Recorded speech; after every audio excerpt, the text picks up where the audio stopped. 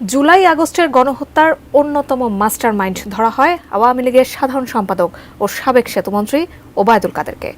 তার উস্কানিতে সাধারণ শিক্ষার্থীদের ওপর হামলা চালায় ছাত্রলীগ। গণ আন্দোলনের মুখে পতন হয় শেখ হাসিনা সরকারের। ভারত সহ বিভিন্ন দেশে পালিয়ে যান শেখ হাসিনা সহ তার দলের অসংখ্য নেতাকর্মী। আবার গা ঢাকা দেন অনেকেই। তবে এতদিন ওবায়দুল কাদেরের খোঁজ না মিললেও এবার তার অবস্থা নিয়ে গুঞ্জনের ডালপালা মেলেছে। সোহাগ বিশ্বাসের রিপোর্টে বিস্তারিত। নেতাকর্মীদের কোনো রকমের নির্দেশনা না দিয়েই দেশ ছেড়ে ভারতে পালিয়ে গেছেন শেখ হাসিনা। এরপর একে একে তার পদাঙ্ক অনুকরণ করেন অনেক আওয়ামী লীগের নেতারাও। সীমান্তে ধরাও পড়েছেন অনেকে, আর সীমান্ত পার হতে গিয়ে ঘটেছে মৃত্যুর ঘটনাও। গত 4 আগস্টের পর থেকেই কার্যত লোকচক্ষুর আড়ালে চলে যান ওবায়দুল কাদের। তবে 8 নভেম্বর শেষ রাতে অবৈধ পথে ভারত পালিয়েছেন বলে গুঞ্জন ছড়ায়। এর পরের দিন মধ্যরাতে চট্টগ্রামের হালি শহরের শান্তিবাগে কাদেরের স্ত্রী ইশরাতুন নেসার বড় ভাই নুরুল হুদার বাসায় অভিযান চালিয়েছে পুলিশ।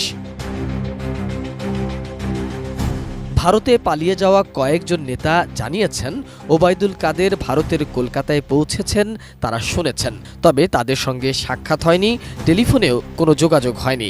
এবার গুঞ্জন ছড়িয়েছে অবৈধভাবে সীমান্ত পার হয়ে ভারতের আসাম রাজ্যের রাজধানী গৌহাটির একটি হোটেলে অবস্থান করছেন তিনি। বিভিন্ন গণমাধ্যমের খবরে বলা হয়েছে, সাবেক সেতুমন্ত্রী ওবায়দুল কাদের চলতি মাসের প্রথম সপ্তাহে সিলেট সীমান্ত দিয়ে একটি প্রভাবশালী মহলের সহায়তায় ভারতের মেঘালয় রাজ্যের রাজধানী শিলংয়ে পাড়ি জমান। তিনি সেখানে 2 থেকে 1 দিন অবস্থান করে পরে আসামের গৌহাটিতে আশ্রয় নিয়েছেন। গণ অভ্যুত্থানের পর দিল্লি লুটিন্স বাংলো জোনের একটি সুরক্ষিত বাড়িতে আছেন বাংলাদেশের সাবেক প্রধানমন্ত্রী শেখ হাসিনা। ভারত সরকারই ওই বাড়িতে তার থাকার বন্দোবস্ত করে দিয়েছেন। ওবায়দুল কাদের শেখ হাসিনার সঙ্গে সাক্ষাতের চেষ্টা চালিয়ে যাচ্ছেন বলেও গুঞ্জন রয়েছে। গুয়াহাটি থেকে তার সঙ্গে যোগাযোগ সহজ বলে তিনি সেখানেই অবস্থান করছেন। ভারত ও বাংলাদেশের কয়েকজন ব্যবসায়ী সহ বিভিন্ন একাধিক সূত্রের বরাত দিয়ে এসব তথ্য জানিয়েছে বিভিন্ন গণমাধ্যম। সিলেটের গোয়াইনঘাট উপজেলার সংলগ্ন সীমান্ত দিয়ে চলতি নভেম্বরের প্রথম সপ্তাহে গভীর রাতে কাদের ভারতে পালিয়ে যেতে সক্ষম হন। পালিয়ে যাওয়ার আগে প্রায় মাসখানেক সিলেট শহরের ইসলামপুরের পূর্বী আবাসিক এলাকায় অবস্থিত 500 কোটির বাসা নামে পরিচিত আলিশান বাড়িতে অবস্থান করছিলেন তিনি।